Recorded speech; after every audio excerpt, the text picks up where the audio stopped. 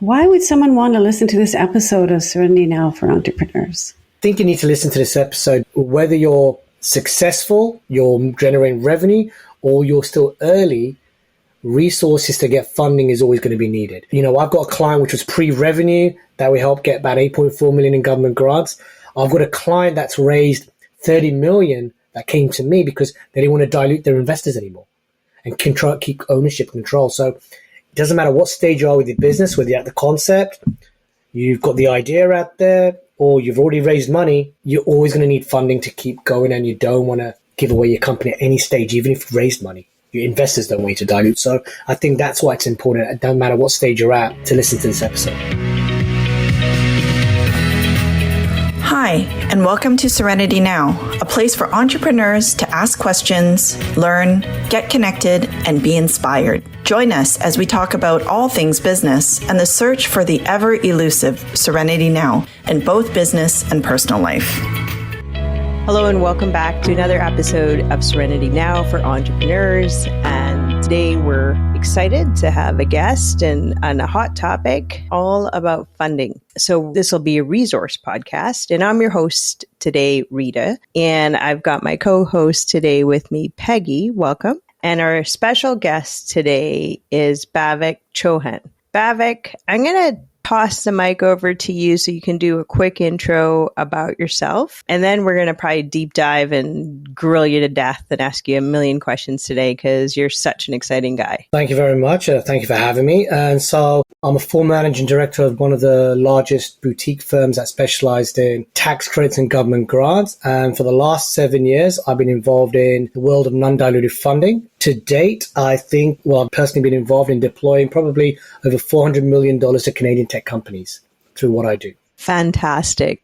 We're really excited to find out a lot more about that today. So Bhavik, I think we should just set the stage and ask that first question of what is non-dilutive funding? What does that mean to an entrepreneur and why would they get excited about that? Yeah, I think non-dilutive funding is probably the most important term that most entrepreneurs should educate themselves on as they come up with a business idea or a concept, because it's the best way for them to keep control of the company, especially early on. So non-dilutive funding is any type of capital that they are bringing in, whether it's loan, friends or family, whatever it is, other resources, that doesn't let them give away any equity or ownership of their company. And there's a variety of those sources out there. I think that's a great definition. So you're not going to give up any control or ownership or percentage equity of your company. So this is huge. The first thing you think of typically when you hear non-dilutive is a bank. Typically, most of the banks for traditional line of credit or credit card, that's an easy example of non-dilutive funding. But we're going to level this up a little bit more. Yeah, so loans, is the most common one. But as an entrepreneur, you can't get a loan most of the time because you probably don't have anything to leverage. You don't have any collateral, right? You don't want to give up your house. So what are the other avenues of non-dilutive? And the most common one out there, especially for Canadian entrepreneurs, is tax credit programs or government initiatives, government grants, vouchers, royalty programs. But the first two of tax and government grants is really where that pool of capital is for not just young or old, but we're talking about entrepreneurs. And I mean, the young entrepreneurs, meaning someone that doesn't matter what age you are, you're just starting a new business, a new idea. And so your first route of funding would be one of these government initiatives that are out there. So I'm listening intently here because I have lots of clients that do research and development tax credit claims. And so can you give us some examples of where this might be applicable? The SR&ED program, which is the Research and Development Tax Credit, it's probably one of the oldest programs in Canada. It's been around since the 1920s. The current version's been around since the 80s. It's one of the most lucrative initiatives in the world for R&D spend and allowing companies to be creative and think outside the box. It doesn't mean you have to invent something brand new. You could be improving on an existing product. And the Canadian government is giving you back money for taking that risk to try and do this development or create a new product or be innovative. How that comes useful to a lot of clients is typically when you apply for this program and you file this every year in your fiscal period, it takes anywhere from 3 months to 9 months to receive this return from the CRA. We come up with the solution is how do we advance or unlock that earlier so companies can now reinvest within themselves and their companies to hire and grow a lot quicker instead of waiting 3, 6, or 9 months to speed up their ideas and their processes. So do you do it based on the credit that's applied for or an anticipated credit, or what do you fund? It depends on tax credits. It depends on 3 different stages. The first stage could be they've just filed with a consulting firm or their accountant, and they just can't wait 3 to 9 months, and we'll finance them within 5 to 10 days with our method and processes. Is it sort of like factoring then? It's like factoring, yeah. It's bridge lending. And the nice thing is we don't take personal guarantees or equity as part of the lending like a bank would or someone else. We would only take the tax program as the security. So it allows these young companies to leverage that. The second area where they could do is a lot of companies will not file their taxes the day after their year end. They're going to take a couple of months. It takes 2 to 3 months. So some companies are like, well, I need money now. So if they're with a reputable company, they've got a little bit of history, we would lend against that number forecasted, taken in the history and factoring of what they've been doing as a guideline, and we'll lend against it then as well. And the third one is they do have the history, but now they're halfway through their new fiscal year, and all of a sudden they've got payroll to meet or some bills to pay, but they need some cash really quickly. We will leverage the R&D tax credit program so they can have cash straight away. And our process typically can get funded within 5 to 10 days. So it's a lot quicker than a bank or a private institution getting funding and using an asset that you're going to be using anyway. I'm just gonna take a quick step back. You use the term R&D, and I just want to make sure we take care of all acronyms that happen. And you did define it a little bit as well, but could you just take one step back on that? So the program is called SR&ED, which is Scientific Research and Experimental Development. And if you think about all the companies, there's probably over 30,000 companies that apply for this program every year. 5% of these companies are actually scientific research. They're wearing lab coats and they're doing this testing and all that. The other 95% are actually doing experimental development, which could be in manufacturing, could be in agriculture, could be in software, could be in a variety of different industries. And experimental development means you're trying to create something or improve something, but the answer isn't on the internet. It's not in a handbook. Your suppliers may not have the answer to fix it, and you're actually going to try some sort of logic behind it. Think of it like a high school experiment. You have an idea, a hypothesis, you apply the method, and as soon as you hit your first roadblock, this didn't work, try again with some reasoning. You're not just throwing money at the wall hoping it's going to stick. That's when the SR&ED dollars start to calculate from the government that you're actually failed. It's really strange to say the government's actually paying you to fail in advanced knowledge. This doesn't work. And then eventually, hopefully it does work. But, sometimes there's cases you have clients still working on the same project for 10 years. They just can't figure it out to get it 100% perfect. They get it 70, 80, 90. But so experimental development, it's a very broad way of looking at it. In every industry, you could be doing something, right? From farming to software. So that's not the only avenue though, right? Like you mentioned earlier in the conversation, tax credits, which we've just discussed, one of the major programs in Canada. Of course, you all know that I also work in that area. Then the other ones that I don't touch, but Stephanie, another one of our Serenity sisters, is involved very much so with grants. Now, grants are a different animal altogether. So how does the non-dilutive funding work there? It is. So I work with a lot of accelerators nationally, and I do a lot of workshops, and I'm very well known for a famous quote when it comes to government grants. So tax credits are an entitlement. You do the work, you tick the boxes, you spend the money. It's your right to get that money back every year. Government grants, and if there's anyone in the government listening, most of them will probably nod their head, but they don't like me saying this. It's like working with the mafia, in a sense. It's all about relationship building.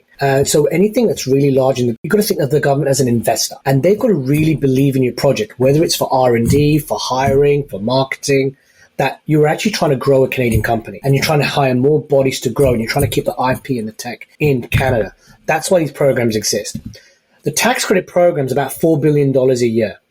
Government grants is about $10 billion a year that the government's giving Canadian companies and entrepreneurs to grow their business. So how is it different in the sense of application? It really is about forecasting spending growth and being realistic about it, because the major difference between SR&ED and government grants is government grants, yes, they may approve funding, but you've got to really typically spend the money before the government gives it back to you, because they want to make sure you've actually done what you're going to say. And it's never 100% funding with the government programs as well. It could be 50, 60, 70, 80, 20 max. So you've got to have your own skin in the game to qualify with government grants.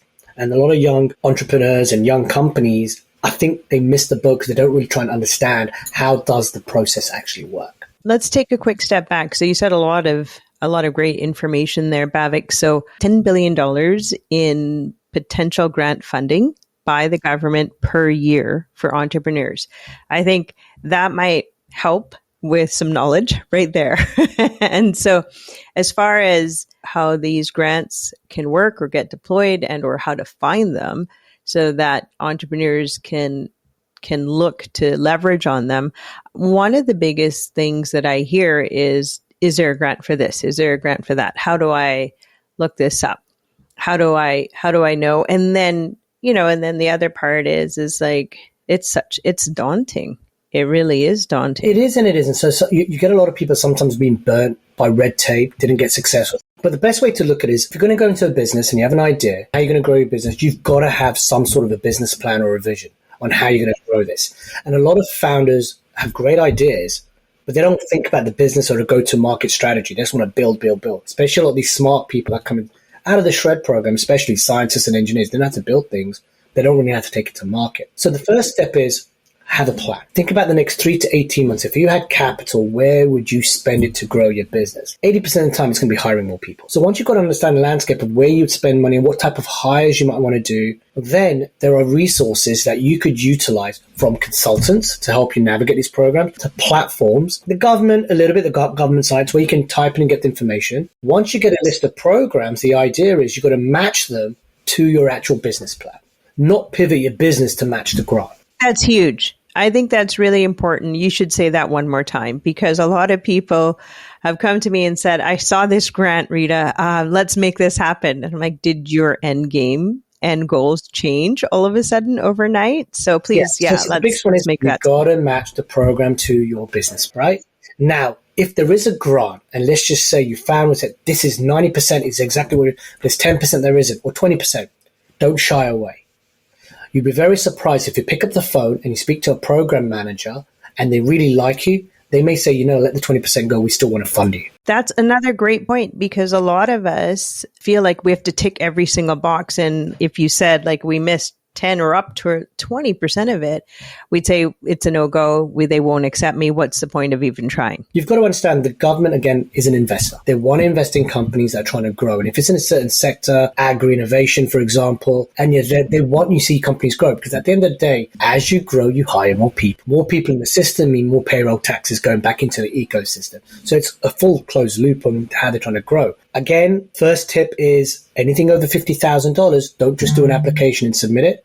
Pick up the phone, speak to a program manager. Make sure you are viable. Your project is a good fit, right? Instead of getting into the system and waiting, they get to you. Because it is first come, first serve on many of the programs. And to get ahead of the line, pick up the phone and speak to a program manager. And you'll be surprised. Most of these program managers, they want to give companies money. Just got to tick the boxes and say the right things before you spend 50 hours writing an application. Because if you're not a fit, you know straight away. Can we just break down sort of the areas that people could commonly see grants in? Obviously, we talked about the R&D tax credits. There's also grants in the agri area. You mentioned agri-innovation, and there's hiring grants, training grants. What else would there be? Is there specific industries that would be more favored? I typically break down the majority of the funding is in 5 categories, regardless of province or federal programs. You've got federal and you've got provincial programs. There's over 2,500 programs. So the 5 key categories where a lot of the funding is right now is the first one's R&D. So R&D, research and development, it doesn't always have to be full innovation. Some of the programs, like you're only 18 months away from commercialization. You'll get funding for that, but you're still doing a little bit of experimentation or development to get there. So R&D is the first section, whether it's hiring or pure cost for growing the business. The second area where there's a lot of funding available is hiring and training. So, for example, BC right now, 34 hiring grants. They vary from $5,000 to $60,000. Alberta is about 42 hiring programs. Ontario is about 48 hiring programs. And then you have training initiatives, a federal program where you can get up to $10,000 to train your staff in certain skill sets. Now, they do vary from province to province with different rules. BC opens every quarter, Alberta's all the time. Alberta has a rule where you can't use a training for your actual job. It has to be a new skill set, where BC it is for your job. Ontario has 3 different types of training initiatives, one for internal training, one for external training. But these are good initiatives as a young company. If you want to retain staff or improve your current staff, right? Or even attract new staff, these training programs are a good initiative to do that.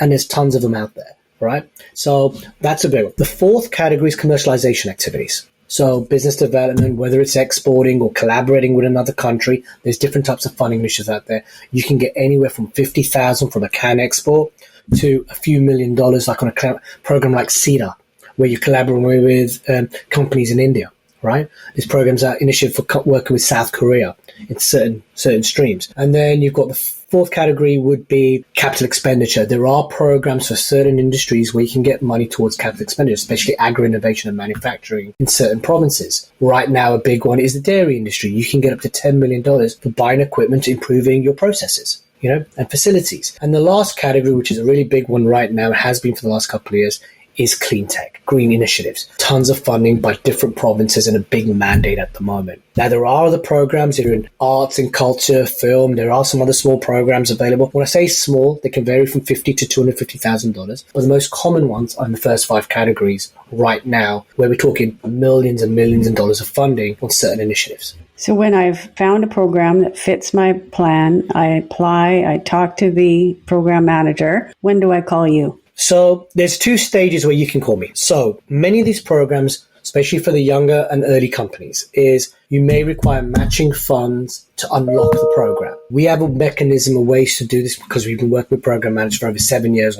There's a way we can do it for non-binding and a free way of unlocking that piece of the puzzle. Let's break that one down just a little bit more. So let's say I apply for a grant, just make easy numbers, about $100,000. And if you break that down into what you just said, how does that work? So it's 100,000. Let's say the government says that we'll do 50% and it's got to be 50% on your side. So it's a 50-50 split. But I don't have the 50,000 as a younger company. What do I do? So there's several ways of doing it. So we'll take a look under the hood. Maybe we could leverage a tax credit to give them the cash. So it's in the account. They cannot. That's a simple way of doing it. If they don't have that and they're purely a different type of company, we have ways of providing letters of intent and letters of support saying we would provide the matching funds to get them through the project. Once they get the approval, they have options. The idea is to get the approval. Once they get so they're not committed to me, but they know if they need it, I'm there to support them. Once they get the approval, option 1 is they do have the money now to go execute on the project. They don't have to come to me. But great, go ahead and execute on that project. Option 2 is if they're trying to raise money because they have a larger project and they've got a larger grant, they can put it on their investment deck, raise the money, but give away less equity now because the government money is actually their money. Right now in Canada, the landscape, not a lot of VCs and angels are writing checks right now. Not that quick. So great option, but not the greatest one in Canada. And then option 3 is they can come back to me, and just like with tax credit, I can finance the government programs as well. And I take the government program as my security, and I leverage up to 75% of that program to get them there. And then look at other avenues. The idea is the first step is understand what funding is actually out there to grow your business as well. And the biggest one I would recommend to every listener and entrepreneur and founder, especially if they're right early with their idea, is go get market validation done first. And there's funding for that because it's a great idea, but if there's no market for it, why are you wasting your time building something that's not going to ever make you any money? So market validation is probably the most important government grant. And you can get up to $20,000 to do that. And the government will actually have a list of companies that can help with that market validation. So the money would go straight to them for the work and the scope that they need to do. Well, you might find out that Canada is not the market, it's Chile or Peru. So then you can focus and pivot as you need to make sure you're successful off the get-go. Interesting. You know what? I think that's really important. A lot of the time we get people spending so much time and money and hours working through this wonderful thought process but they never got to the market validation piece. So this is great since the government's pre-vetted some companies to help you out with that. I have another famous quote, if it's a passion project, you're never going to make any money, right? It's got to be a business project. Yeah, you can like it, but if it's just pure passion, forget it. I had one other question. Are all the grants basically just free money, Bhavik? There's no strings attached and it's all free money, right? So that's what a grant means. Let's dispel that. A grant, yes, it's free money, but it's not actually free, right? It's an investment. You got to think of it as an investment from the government. They want you to achieve something, work, right? 95% of the programs that you're going to be receiving from the government, they're non-refundable grants as long as you do what you say you're going to do with the money, right? So for example, if you get a $500,000 grant and you've got to do monthly reporting, if you fail to report, they will cut the funding because you didn't achieve that milestone or what you were supposed to do with it, right? So the strings are do what you say you're going to do with the money that you ask for. There are 5% of programs out there that are actually government loans. So those do need to be paid back. The nice thing about these government loan programs is they're either zero interest for 5 years or very, very low interest. Some of them, the larger ones, they do have a bit of a clause where if the project completely fails, it does turn into a non-refundable grant. The majority of them, are very low interest loans from the government. But this has taken you years and years and years and years of work, right? So it's definitely not easy. I think it's time for a quick fire. And just share either a last question or an insight or something that resonated with us that we wanted to just kind of highlight before we wrap up. So I'll start with you, Peggy. Well, I think my thought on it is companies looking for funding. The process really needs to be to find a good consultant who works in grants, the areas that you're interested in, or some kind of professional that already knows that, because it's very hard to start from zero. And then once you match that to your plan, which I think is a really important point that was brought up today, don't go trying to create your business plan around the funding that's available. Do the opposite. Try to match the funding to your business plan. And have a business plan, which is always helpful because it's needed for every single one of those programs. And then think about non-dilutive funding from the perspective of, getting some money a little bit earlier based on the financing aspect of it, or even just waiting till the grant comes in and getting that asset into your company without strings attached. I think that's really important. Thanks, Peggy. Bhavik? Any final last tips or insight or that you wanted to share? Yeah, just spend quality time and actually understanding your business. And market validation is the most important thing for me to advising every founder. Having a great idea is great, but if you can't make money off it and there isn't a market for it, do not waste years of your life. I've seen it too many times. So market validation is probably the key part to everyone that's out there. And, resources like myself are great because we are trying to make an impact on the Canadian ecosystem for companies that are trying to grow and trying to stay here with their technology. But market validation is probably the key words that I like to highlight. And I'll just kind of wrap it up on my side. I really like the idea of helping our entrepreneurs understand, everyone talks about investments or VCs or angels as so sexy. And it's, but I've always, in the last 20, almost 5 years now of being in business, have always said non-dilutive first, because why would you not try to start with that? And now we've got this awesome guy that he's actually easy to chat with and say hi to. Don't be scared of him. He's got this impressive background, but it's easy to chat with him. I've done it. We went through about 7 funding referrals in the last month. It was pretty straightforward and very easy. But I think what everyone else has highlighted is know who you are in your business, know what your end goals are. Let's focus a business where it wants to run and not run in a different direction based on a grant. I love the market validation piece. I didn't know there was something out there for that up to $20,000. I think that's huge, and I've seen it so much. So I would really love to save some headaches and stress for others too. I think the other key piece is that this whole thing of setting up and growing and building a business might be very daunting. You came in it because you saw a gap or a need or a problem that you could fix because of your skill set. You don't have to run this business alone. There are so many resources out there and everyone's here to navigate and help. And, Peggy said earlier, she works in SR&ED. She's been doing this grant for like 30 years and Bhavik is involved. We're not competitive. We're just all here to work and support and be resources because we all believe that we really need to help our Canadian economy. And we all believe very passionately about entrepreneurship. So I just wanted to say thanks so much, Bhavik, for coming on as our special guest. I'm sure we'll have a lot of, feedback and questions. We'll share links and support as well. And guys, let's keep this dialogue going. Please share this episode with some entrepreneurs that you know, and we hope that perhaps this episode has given you some serenity now. Thanks. We hope you enjoyed this episode and picked up some good tips and best practices that would benefit your entrepreneurial journey. Remember, none of the content in this podcast should be relied upon as standard legal or business advice. Always consult a professional for your specific business. You may know someone who could benefit from this podcast. Please share it with your business community, and perhaps it can give an entrepreneur you know some serenity now.